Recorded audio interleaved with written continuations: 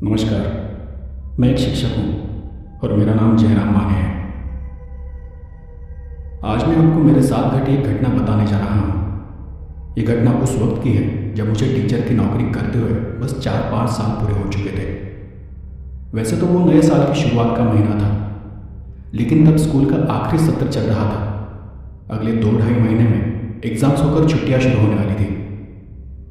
जनवरी के आखिर में अचानक मुझे एक ऑर्डर मिला कि स्कूल की एक दूसरी शाखा में अगले 2 महीनों के लिए मेरा तबादला कर दिया गया है। मैंने इस बारे में पूछताछ की तो मुझे पता चला कि वहाँ जो एक महिला शिक्षक थी वो अचानक स्कूल छोड़कर चली गई है और अगले 2 महीनों के लिए वहाँ जाने के लिए कोई भी तैयार नहीं था। अब उस वक्त मेरी शादी नहीं हुई थी और नहीं मेरे माता पिता मेरे साथ रहते थे, इसलिए मैं उनके लिए एक बकरा था। अब मजबूरी थी क्योंकि उसी साल हमारे ट्रांसफ़र भी होने वाले थे और मुझे अपने गांव की तरफ मेरा ट्रांसफ़र लेना था। आखिरकार मैं बिना किसी विरोध के उस दूसरे गांव के स्कूल पर चला गया। अब ये स्कूल बहुत अच्छा तो नहीं था, पर ठीक ठाक था। खिड़कियां टूटी हुई थी, दरवाज़ों की हालत ख़राब थी, लेकिन वहाँ 15 से 20 बच्चे थे और स्कूल पढ़ाने लायक था। बस एक दिक्कत थी कि बाहर रहने का कोई इंतज़ाम नहीं था। अब मुझे बाहर रहने के लिए कोई घर चाहिए था। ऐसे ही एक 3-4 दिन बाद मुझे वही रास्ते में एक बोर्ड दिखाई दिया जहाँ लिखा था कि किराए का मकान चाहिए तो फलाना फलाना से संपर्क करें। बोर्ड बहुत पुराना लग रहा था, इसलिए उस पर लिखा नाम पढ़ा नहीं जा रहा था। ठीक उसी बोर्ड के पास वहाँ एक साइकिल पंचर की दुकान थी। मैंने वहाँ जाकर उस बोर्ड के बारे में पूछताछ की तो उस आदमी ने बताया कि यही अंदर एक चौल है, लेकिन अब वहाँ कोई नहीं रहता। अब मैं शिक्षक था तो मैंने सोचा कि एक शिक्षक के लिए इससे अच्छी जगह क्या होगी। मतलब अगर वहाँ कोई नहीं रहता तो वो जगह ज़रूर बहुत ही शांत जगह होगी और गांव से थोड़ी दूर भी है। उसी आदमी से चौल के मालिक के बारे में कुछ जानकारी लेकर मैं तुरंत उनसे मिलने उनके घर चला गया। उनके घर गया तब वो सुबह की चाय पी रहे थे। उन्होंने मुझे घर के अंदर आने के लिए कहा और मेरे लिए भी एक चाय मंगवाई। जी कहिए, क्या बात है? जी क्या आप जवान हैं? उन्होंने चाय पीते हुए अपना सर हाँ में हिलाया। जी वो आपका बोर्ड पढ़ा था, किराए का मकान ऐसा कुछ लिखा था उस पर। हाँ, लेकिन वो जगह मेरी नहीं है, मेरे एक करीबी दोस्त की है। काफ़ी साल पहले वहाँ किसी तरह की एक ट्रेनिंग एकेडमी थी, फिर मेरा दोस्त उसे बंद करके कहीं चला गया। उसके जाने के बाद मैंने वहाँ के कमरों को किराए पर चढ़ाया था, लेकिन लोग एक एक करके उस जगह को छोड़कर जाने लगे और अब हम वो जगह किसी को किराए पर नहीं देते। दरअसल वहाँ उस आदमी ने इतना कहा ही था कि वो बात करते करते एकदम से रुक गया। उसकी पत्नी अचानक मेरे लिए चाय लेकर वहाँ आकर सामने खड़ी हो गई थी। मैंने महसूस किया कि उसके आते ही वो आदमी चुप हो गया था, इसलिए फिर मैंने ही कहा, जी लेकिन मैं वहाँ रहने के लिए तैयार हूँ। जब उसकी पत्नी फिर से अंदर चली गई तब उस आदमी ने फिर से कहा, देखिए दरअसल मेरे दोस्त ने मुझे वो जगह किराए पर देने से मना किया है। उसने कहा था कि उस जगह में कुछ गड़बड़ है। मैंने उन्हें समझाते हुए कहा, अरे मालिक आप उसकी चिंता ना करें, मुझे अकेले रहने की आदत है तो मैं मैनेज कर लूँगा। वैसे भी बस 2-2.5 महीने की बात है। मैं सामने अलमारी के कांच में उसकी पत्नी को देख रहा था। उस आदमी की पत्नी अंदर से उसे कुछ इशारा कर रही थी और वो आदमी भी किसी बात को कहने से झिझक रहा था। पता नहीं वो क्या इशारा कर रहे थे, पर शायद उन्हें पैसों की ज़रूरत थी। फिर उस आदमी ने चाय का कप नीचे रखते हुए निराशा भरे स्वर में कहा, ठीक है, सच कहूँ तो मेरी इच्छा तो नहीं है, लेकिन मैं आपको चाबी दे देता हूँ। आप खुद एक बार जाकर उस जगह को देख लीजिए, शायद आपका मन बदल जाए। उस आदमी ने इतना बोला ही था कि उसकी पत्नी कुछ चाबियाँ लेकर वहाँ आकर मेरे सामने खड़ी हो गई। आदमी ने मुझे चाबी की तरफ इशारा करते हुए मुझे वो चाबियाँ ले जाने के लिए कहा। मैंने वो सारी चाबियाँ उठाई। उन्होंने नमस्कार करते हुए खुशी से बाहर चला गया। बाहर जाते ही मुझे दबी आवाज़ में कुछ झगड़ा सा सुनाई दिया, जैसे वो दोनों पति पत्नी अंदर किसी बात पर झगड़ रहे हो। मैंने पीछे मुड़कर देखा तो उनके घर का दरवाज़ा बंद था। मतलब मेरे जाते ही उन्होंने ये दरवाज़ा बंद कर लिया था। मैं चाबी लेकर पैदल ही उस जगह पर चला गया। वहाँ एक लाइन में 7 से 8 कमरे थे, सभी एक जैसे थे, छोटे छोटे और शायद 10 बाई 10 के होंगे। ऊपर सीमेंट के पतरे की छत थी। आसपास तारों का कंपाउंड था और उन कमरों के पीछे एक खुला मैदान था। शायद यह जगह वही ट्रेनिंग की जगह थी। मैंने हर कमरे को खोलकर देखा, सब कमरे ठीक ठाक थे। कमरे में धूल में लिपटे हुए पलंग, कुछ पुराना सामान, फटी पुरानी किताबें और कागज़ बिखरे पड़े थे। वहाँ एक कमरा था जिसकी चाबी मेरे पास की चाबियों में नहीं थी, लेकिन मैंने उस बात पर इतना ध्यान नहीं दिया। मैंने उस धूल भरी जगह को हाथ नहीं लगाया और अपने लिए उनमें से एक अच्छा कमरा चुन लिया। मैंने उसी बंद कमरे के बगल वाला कमरा अपने लिए चुन लिया था जिसकी चाबी नहीं थी। सोचा कि शायद मकान मालिक उस कमरे की चाबी देना भूल गया होगा या फिर वहाँ उन्हीं का कोई ज़रूरी सामान पड़ा होगा। फिर मैंने वहीं पर पड़ा एक पुराना झाड़ू उठाया और थोड़ा बहुत अपने कमरे को साफ कर लिया। उसी शाम मैंने उस मकान मालिक को जाकर कुछ पैसे दे दिए और उन 7 चाबियों में से अपने कमरे की चाबी निकाली। मैंने पैसे देते वक्त ध्यान से देखा था कि उसकी पत्नी के चेहरे पर बहुत ज़्यादा खुशी थी। इस बार बिना बताए उस महिला ने मेरे सामने चाय लाकर रख दी।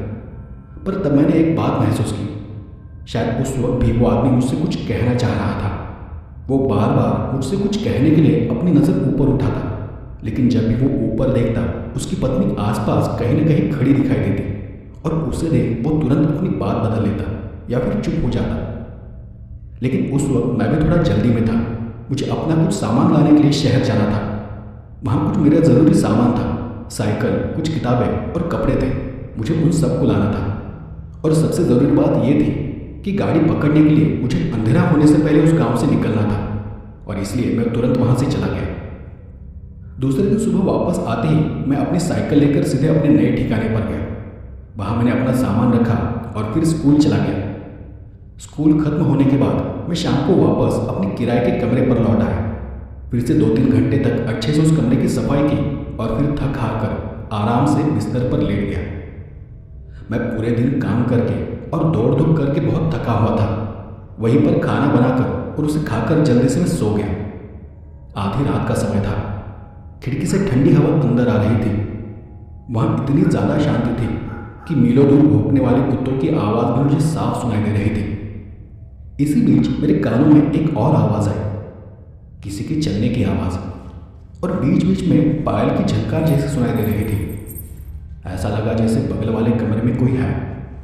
लेकिन मैं पहले से ही बहुत थका हुआ था, तो मैंने सोचा कि अंधेरे में बाहर का दरवाज़ा खोलकर देखना सही नहीं होगा। जो कोई होगा मैं उसे सुबह मिल लूँगा।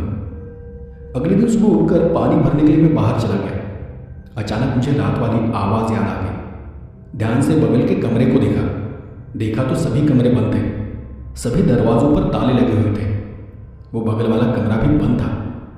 ये वही कमरा था जिसकी चाबी उस दिन मेरे पास नहीं थी और जिसे मैंने खोल कर नहीं देखा था। मुझे लगा कि शायद उस कमरे में कोई रहता होगा। मैं तैयार होकर अपने काम पर चला गया। सोचा कि शाम को आ जाऊंगा तो आज वहाँ जो भी होगा उससे ज़रूर बात कर लूँगा।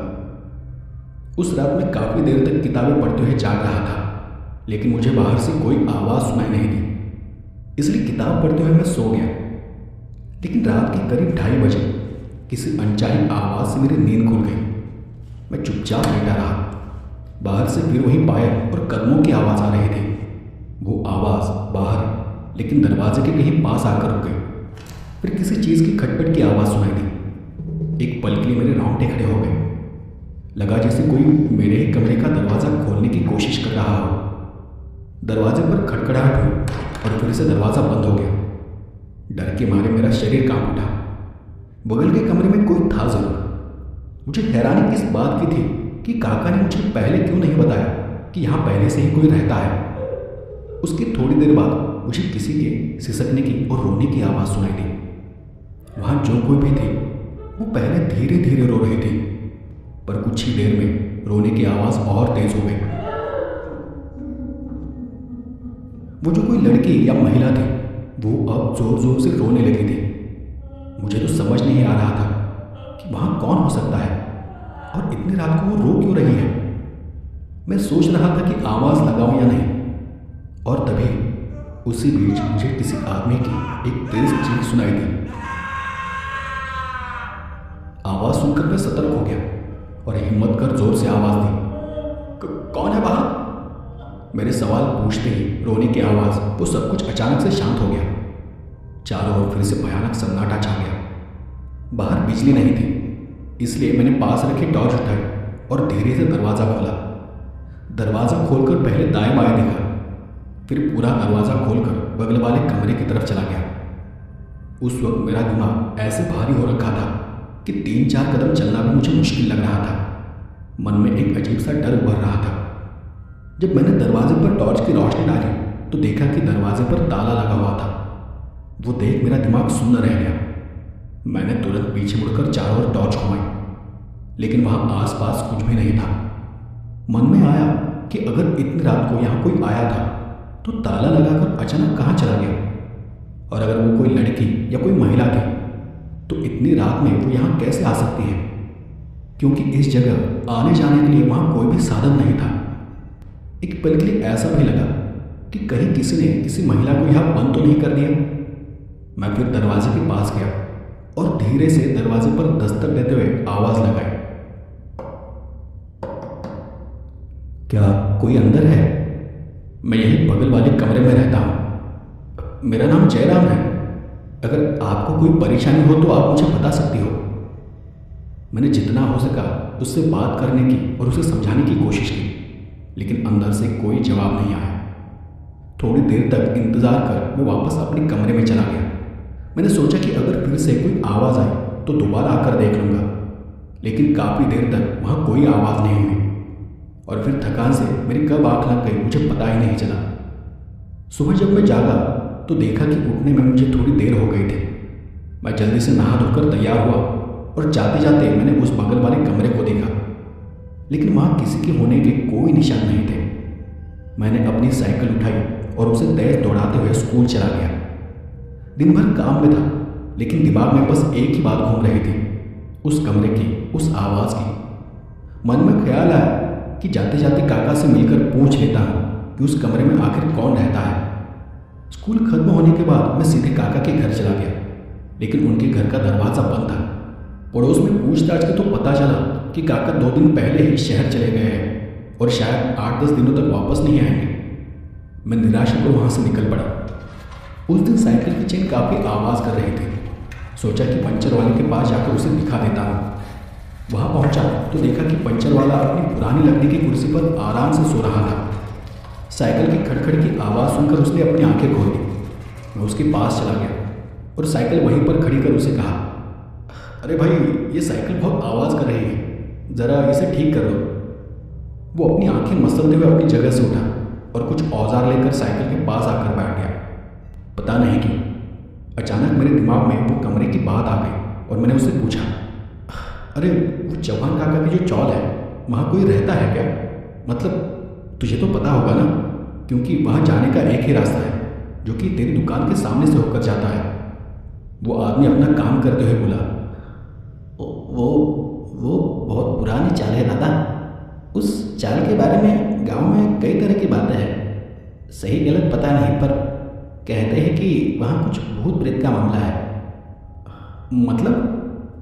अरे मतलब ये कि लोग वहाँ के बारे में कहते हैं कि वो कभी ट्रेनिंग सेंटर हुआ करता था, लेकिन बाद में कुछ दिक्कत हुई और किसी ने कंप्लेंट कर दी। उसके बाद ट्रेनिंग सेंटर बंद हो गया। फिर उसका इस्तेमाल एक होटल की तरह होने लगा। लोग आते थे और वहाँ ठहरते थे। ऐसे ही एक दिन एक अनजान लड़का और एक लड़की वहाँ आ गए थे। उन्होंने कहा कि वो घर से भागकर शादी करके आए हैं। अब उनके पास रहने के लिए कोई जगह नहीं थी, तो वहाँ का जो मालिक था उसको उन पर दया आ गई और उसने उन्हें बाहर रहने दिया। उस समय वहाँ कुछ और भी लोग किराए पर रहते थे, लेकिन उसी रात उस लड़के ने उस लड़की को मार डाला और रातों रात वो फरार हो गया। सुबह जब लड़की की लाश मिली तो गांव में बड़ा हंगामा हुआ। मकान मालिक को भी जेल हो गई। जेल जाने से पहले उसने वहाँ की चाबियाँ उस जवान काका को दे दी थी। बदनामी के कारण वहाँ रहने वाले लोग एक एक कर उस जगह को छोड़कर चले गए। कुछ सालों बाद जवान काका ने फिर से उस जगह को किराए पर चढ़ा दिया। उन्हें भी पैसों की ज़रूरत थी, पर लोग आते थे और अगले ही दिन उस जगह को छोड़कर चले जाते थे। कहते थे कि उस जगह में कुछ खराबी है। इतना कहकर वो थोड़ी देर चुप हो गया और फिर अपना काम करने लगा। काम करते करते उसने मेरी तरफ देखते हुए पूछा, क्या तुम्हें वहाँ कुछ महसूस हुआ? मैंने नाम में सिर हिलाकर कहा, नहीं ऐसा कुछ नहीं है, बस ऐसे ही पूछ रहा था। बात करते करते उसने साइकिल की चेन टाइट कर दी। उसकी बातें सुनकर मुझे डर तो नहीं लगा, लेकिन मैं हमेशा इस बात को लेकर सोचता रहता हूँ कि क्या ये भूत प्रेत की बातें सच होती है या ये सिर्फ कहानियां हैं। सोचता हूँ कि हमारे आसपास कभी कभी कुछ अजीब घटनाएं घटती है और फिर उन घटनाओं को भूत प्रेत से जोड़ दिया जाता है। न दिखने वाली चीज़ें महसूस होने लगती है और फिर हम ही उन्हें भूत या आत्मा का नाम दे देते हैं। उस वक्त मैंने सोचा कि अगर वहाँ कुछ होता तो चौहान काका मुझे ज़रूर बता देते। काम खत्म करने के बाद मैंने अपनी साइकिल ली और वापस अपने ठिकाने पर चला गया। उस रात मैंने 3-4 बार बाहर जाकर देखा। मैंने सोचा कि अगर वहाँ कोई रहता होगा तो आसपास ज़रूर दिखाई देगा या फिर कुछ ना कुछ हलचल ज़रूर महसूस होगी। लेकिन उस रात कुछ भी खास नहीं हुआ। न कोई आवाज़ आई और न ही कोई हलचल सुनाई दी। हर तरफ बस एक गहरा सन्नाटा था। ऐसा लगा कि शायद कल रात वहाँ जो भी था वो रात में ही वहाँ से भाग गया होगा और अब वो वापस नहीं आने वाला। उस रात मुझे बहुत अच्छे से नींद आई थी। अगले दिन मैं हमेशा की तरह तैयार हुआ और स्कूल के लिए निकल गया। उस दिन कुछ सरकारी अफसर स्कूल पर दौरा करने आने वाले थे, इसलिए मैं सुबह जल्दी स्कूल पहुंच गया था। अधिकारियों ने 2-3 घंटे तक अपनी जांच की और फिर वो वहां से चले गए। सब कुछ अकेले देखने के कारण आज स्कूल से निकलने में मुझे थोड़ी देर हो गई थी। स्कूल बंद करते समय मुझे एहसास हुआ कि मेरे पास की चाबियाँ गुम हो गई है। सिर्फ स्कूल ही नहीं बल्कि मेरे कमरे की चाबी भी मुझे मिल नहीं रही थी। मैंने स्कूल और स्कूल के ग्राउंड में बहुत ढूंढा लेकिन चाबी कहीं नहीं मिली। फिर मैंने उसी गांव में जाकर किसी से ताले का इंतज़ाम किया और स्कूल को ताला लगाकर बंद कर दिया। इस सारे झमेले में मुझे और भी देर हो गई थी। सब कुछ होने के बाद मैं घर की ओर निकल पड़ा। साइकिल चलाते समय मेरे दिमाग में यही ख्याल आया कि चौहान काका के घर जाकर देखता हूँ। हो सकता है शायद वो आ गए होंगे। उनके पास मेरे कमरे की डुप्लीकेट चाबी ज़रूर होगी। मैं वहाँ पहुँचा लेकिन अब भी चौहान काका के घर पर ताला लगा हुआ था। निराश होकर मैं वहाँ से आगे बढ़ गया। मैंने सोचा कि अब ताला तोड़ना पड़ेगा, लेकिन सवाल ताला तोड़ने का नहीं था बल्कि आज ताला तोड़ दूँ तो कल कमरा कैसे बंद करूँगा, इस बात का था। तभी मेरी नज़र पंचर वाले की दुकान पर चली गई। वो वहाँ हथौड़े से कुछ ठोक रहा था। उसे देख मेरे मन में आया कि मैं इसे अपने साथ ले जाता हूँ। दिन भर के काम और चाबी ढूंढने के चक्कर में मुझे पहले ही बहुत देर हो चुकी थी। जब मैं पंचर वाले की दुकान पर पहुंचा तब लगभग अंधेरा हो चुका था। मैंने उसे अपनी परेशानी बताई लेकिन उसने कहा कि उसे भी बहुत देर हो चुकी है और उसे जल्दी घर जाना है। मैंने उसे बहुत समझाया और अपने साथ चलने के लिए कहा लेकिन उसने फिर भी मना कर दिया। आखिर में उसने एक हथौड़ा दिया और उसे मुझे अपने साथ ले जाने के लिए कहा। मैंने वो हथौड़ा लिया और अपने घर की ओर चल पड़ा। जब मैं घर से थोड़ी दूर था तभी वो पंचर वाला तेज़ी से अपनी साइकिल दौड़ाते हुए मेरे पीछे पीछे आ गया। मैंने अपनी साइकिल को रोकते हुए से पूछा, क्या हुआ, तुम यहाँ क्यों आए हो? अरे कुछ नहीं मास्टर जी, मैं तो आपको चाबी देने आया हूँ। तुम्हें चाबी कहाँ मिली? मास्टर ये आपकी चाबी नहीं है। काफ़ी साल पहले यहाँ के पुराने मालिक ने अपनी डुप्लीकेट चाबियाँ मेरे पास रखी थी। इन चाबियों को रखे बहुत दिन हो गए हैं। अब तक तो वो भी भूल गए हैं और मैं भी भूल गया था कि मेरे पास इस घर की चाबी है। जब मैं दुकान बंद कर रहा था तब अपना सामान रखते वक्त मेरा ध्यान चाबियों के गुच्छे पर चला गया, इसलिए उन्हें तुरंत लेकर यहाँ आ गया। चलो अच्छा हुआ, अब तुम यहाँ तक आ ही गए हो तो मेरे घर चलो। हम जहाँ मिले थे वहाँ से मेरा घर सिर्फ 100 मीटर की दूरी पर था, लेकिन फिर भी पंचर वाला मेरे साथ नहीं आना चाहता था। मुझे लगा शायद वो वहाँ आने से डर रहा है, इसलिए मैं चाबियाँ लेकर कमरे पर चला गया। वहाँ पहुंचकर एक एक चाबी लगाकर मैं कमरे के ताले को खोलने की कोशिश करने लगा। वहाँ पर लाइट नहीं थी, इसलिए अंधेरे में ही चाबी और ताले का अंदाज़ा लगाकर मैं ताले को खोल रहा था। 4-5 चाबियाँ चेक करने के बाद कमरे का ताला खुल गया। अंदर जाकर मैंने लाइट चालू की और फिर से बाहर आ गया। मैं वापस चाबी देने पंचर वाले के पास चला गया और उसे वो सभी चाबियाँ दे दी। वो वहाँ से जाने ही वाला था कि तभी मैंने उसे रोका और उसे कहा, अरे तेरे पास तो यहाँ की सभी कमरों की चाबियाँ होगी है ना? उसने थोड़ा सोच कर कहा, हाँ सबकी है। तो मैंने उन चाबियों की तरफ देख कर कहा, तो ऐसा कर ये सारी चाबियाँ मेरे पास रहने दे, मैं तुझे कल सुबह लौटा दूँगा। उसने अपना सिर हाँ ना में हिलाते हुए कहा, ठीक है। और फिर बिना किसी सवाल के उसने चाबियों का गुच्छा मेरे हाथ में दे दिया और मुस्कुराते हुए वहाँ से चला गया। अब मुझे पहले ही काफ़ी देर हो चुकी थी, इसलिए मैंने ज़्यादा झंझट किए बिना खाने के लिए दाल चावल साथ में ही पका लिए और पकते ही उन्हें गर्मा गर्म खा लिया। उसके बाद मैंने थोड़ी देर कुछ कागज़ इधर उधर किए और फिर एक किताब लेकर बिस्तर पर लेट गया। किताब पढ़ने का मन तो नहीं था, इसलिए आंखें बंद कर मैं शांति से बिस्तर में लेटा हुआ था। वहां की गहरी शांति के साथ ही मैं हल्की नींद में चला गया। तभी मुझे फिर से कुछ खटखट जैसी आवाज़ सुनाई दी। उस आवाज़ ने मेरा ध्यान खींच लिया। ये साफ था कि आवाज़ उस बगल वाले कमरे से आ रही थी। आवाज़ को सुनते ही मेरी नज़र दीवार पर टंगी हुई चाबियों पर चली गई। अगले ही पल मुझे ऐसा लगा जैसे कुछ खींचने की करकर जैसी आवाज़ आ रही हो। मैं तुरंत उठकर बैठ गया। मैं उठकर खड़ा होने ही वाला था कि तभी अचानक वहाँ की लाइट चली गई। चारों ओर गहरा घना अंधेरा छा गया। ऐसा लगा मानो वहाँ का अंधेरा भी वहाँ की खामोशी का साथ दे रहा हो, जैसे वो मिलकर मेरे खिलाफ कोई साजिश रच रहे हो। लेकिन ऐसे ही वक्त पर हमारी सभी चेतनाएं जाग जाती हैं और हम हर छोटी से छोटी चीज़ को महसूस करने लगते हैं। मैं अंधेरे में टॉर्च ढूंढने लगा और मुझे ठीक उस दिन जैसी सिसकने की आवाज़ सुनाई दी। एक अनजान डर से मेरे रोंगटे खड़े हो गए और मैं महसूस कर पा रहा था कि वहाँ का माहौल एकदम से बदल गया था। मैंने अपने हाथ से टॉर्च को वहाँ आसपास खोजते हुए इधर उधर टटोला। आखिरकार एक कोने में टॉर्च हाथ में लगी। मैंने उसे चालू किया और बिना कोई आवाज़ किए चाबियों का गुच्छा उठाया। तभी अचानक वो मुसमुसाने की आवाज़ फिर से रुक गई। फिर एक बार चारों ओर सन्नाटा फैल गया। मुझे कुछ समझ नहीं आ रहा था कि वहाँ क्या हो रहा है। चारों तरफ एक डरावना सन्नाटा पसरा हुआ था। फिर भी मैंने चाबियाँ ली और टॉर्च उठाई और अपने कमरे से बाहर चला गया। कमरे के बाहर कदम रखते ही टॉर्च अचानक से झपकने लगी, जैसे वो भी मुझे आगे जाने से रोक रही हो। मैं थोड़ी घबराहट में उस टॉर्च को चालू करने की कोशिश करने लगा, लेकिन उस वक्त एकदम से मुझे फिर वही रोने की आवाज़ सुनाई देने लगी। आसपास गहरी शांति थी और उस शांति में वो आवाज़ बहुत डरावनी लग रही थी। बाहर हर तरफ घना अंधेरा था। टॉर्च बार बार बंद चालू हो रही थी और वो आवाज़ अब ज़्यादा डरावनी होती जा रही थी। मैं हिम्मत करके दरवाजे की तरफ मुड़ा। हाथ में चाबी लेकर दरवाज़ा खोलने की कोशिश करने लगा। कुछ ही देर में ताला खुल गया और उसके साथ ही अंदर से आ रही आवाज़ आनी अचानक से बंद हो गई। हाथ में पकड़ी टॉर्च भी फिर से झपकने लगी और अचानक से बंद पड़ गई। दरवाज़ा खोलने से पहले मैं टॉर्च को हाथ पर मारकर चालू करने की कोशिश कर रहा था और तब अचानक हवा से दरवाज़ा खुद ब खुद खुल गया। करकर जैसी आवाज़ है और मेरे पूरे बदन में सिहरन सी दौड़ गई। दरवाज़ा खुलता देख मेरी सांस अटक गई थी।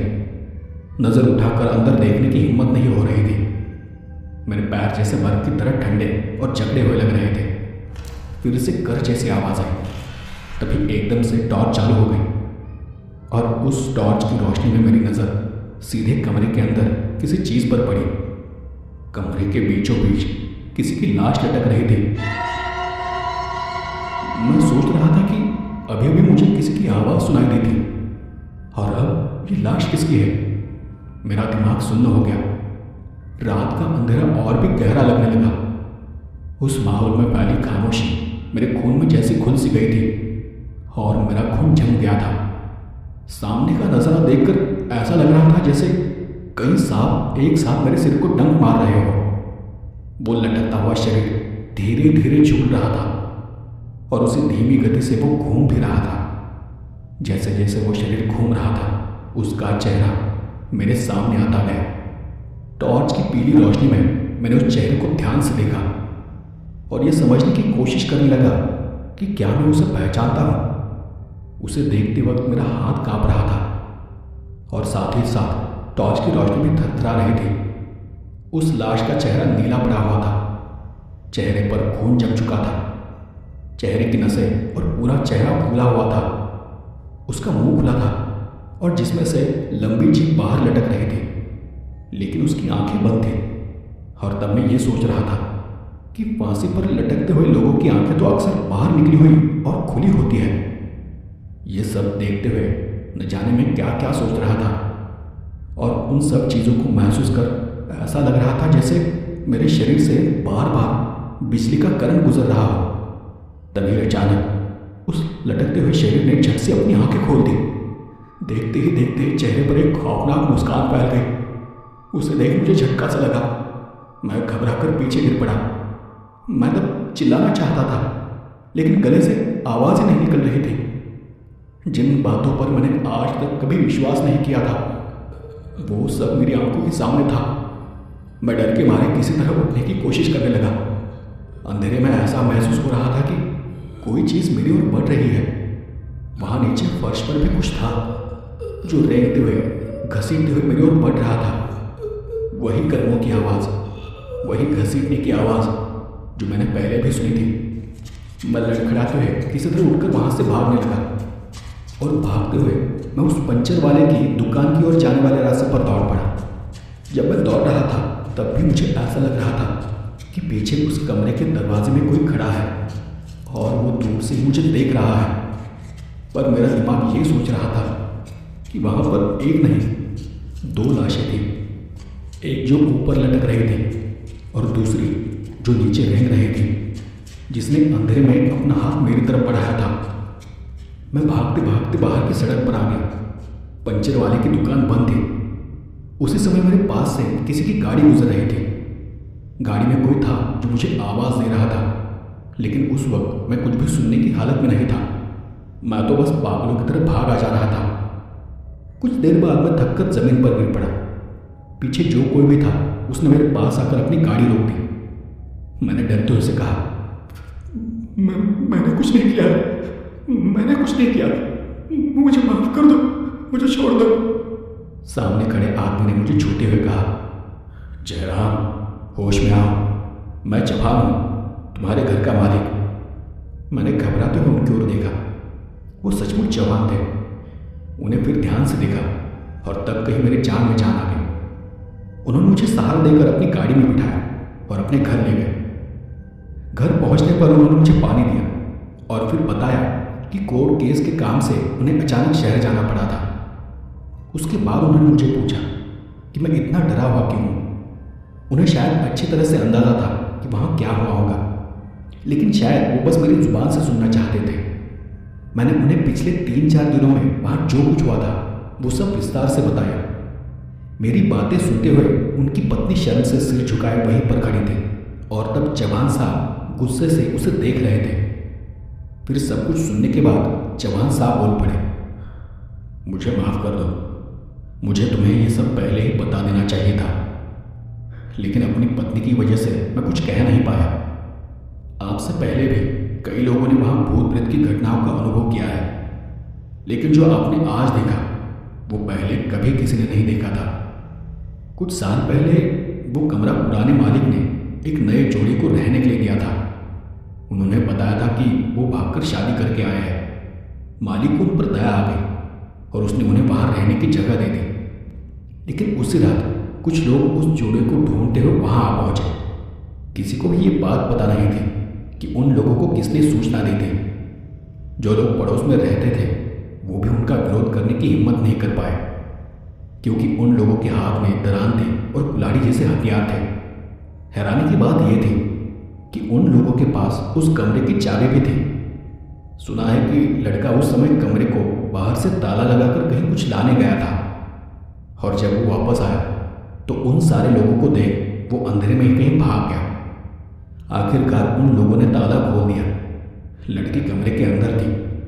लोगों ने लड़की को बहुत मारा और मारकर वहीं फांसी पर लटका दिया। पड़ोस के लोगों को भी धमकी दी गई थी कि अगर किसी ने कुछ कहा तो उन्हें भी इसी तरह जान गंवानी पड़ेगी। वो लोग तो अगली सुबह ही उस जगह को छोड़कर चले गए। अब लोग कहते हैं पंचर बनाने वाले आदमी ने ही उन लोगों को ये जानकारी दी थी। अब सच झूठ भगवान जाने। लेकिन सुबह पुलिस आ गई और मकान मालिक को गिरफ्तार करके लेकर चले गए। मकान मालिक कुछ महीनों बाद छूट गया, लेकिन वो फिर वापस कभी वहाँ नहीं आया। उसने उन कमरों की चाबियाँ मुझे सौंप दी और फिर वो कहाँ चला गया मुझे भी पता नहीं। कुछ सालों बाद मैंने वो कमरे किराए पर देने की कोशिश की, लेकिन वहाँ की भूतिया घटनाओं की वजह से कोई भी 2 दिन से ज़्यादा वहाँ टिक नहीं सका। आपकी किस्मत अच्छी थी कि आप बच गए, नहीं तो शायद मैं किसी को मुंह दिखाने लायक नहीं रहता। उस मकान मालिक ने मुझे उस रात को अपने घर रुकने दिया। जैसे जैसे मैंने वो रात काटी, लेकिन बार बार उस लड़की का वो डरावना सा चेहरा मेरी आंखों के सामने आ रहा था। वो दोनों प्रेतात्माएं समय के जाल में फंसी हुई लग रही थी। सुबह मैं मकान मालिक के साथ उस चौक में चला गया। उन्होंने मेरा सामान समेटने में मेरी मदद की और उसी दिन मैंने उस जगह को छोड़ दिया। जाते वक्त मैं पंचर वाले की दुकान पर चला गया, लेकिन आज उसने अपनी दुकान नहीं खोली थी। जब मैं उस दुकान की तरफ देख रहा था तो जवान काका ने मुझे देखते हुए बोला, दुकान को ऐसे क्यों देख रहे हो? मैंने उन्हें जवाब दिया, यही कि आज इस पंचर वाले ने अपनी दुकान नहीं खोली है। मेरी बात सुनकर उनके चेहरे का भाव बदल गया। दुकान की तरफ देखते हुए बोले, वो पंचर वाला तो कब का मारा जा चुका है। उस घटना के कुछ ही दिनों बाद एक रात को उस कमरे में कुछ खोजने चला गया था, लेकिन अगली सुबह उसकी भी लाश उसी कमरे में मिली जहां उस लड़की को फांसी दी गई थी। किसी को नहीं पता कि वहां क्या हुआ था और वो वहां क्या करने गया था। इसलिए तो लोग कहते हैं कि इस घटना में शायद वो भी शामिल था। काका की बात सुनकर मैं स्तब्ध रह गया। मेरे दिमाग ने जिसे काम करना ही बंद कर दिया था। और तब मुझे याद आ गया कि वो पंचर वाला जरूर उस रात अपनी चाबी खोजने गया होगा। वही चाबी जो उसने उन हत्यारों को दी थी। पकड़े जाने के डर से वो वहां चला गया होगा, लेकिन उस लड़की की आत्मा ने उसको भी खत्म कर दिया था। यानी जो मैंने देखा वो सब कुछ भ्रम नहीं था। वहां जो कुछ हुआ था वो उसी की एक झलक थी।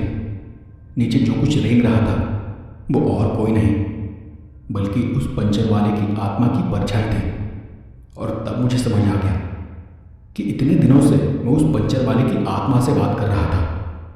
और ये सब कुछ सोचते हुए मैंने अपना सामान अपनी साइकिल पर बांध दिया और साइकिल लेकर वहाँ से अपने घर के लिए निकल पड़ा।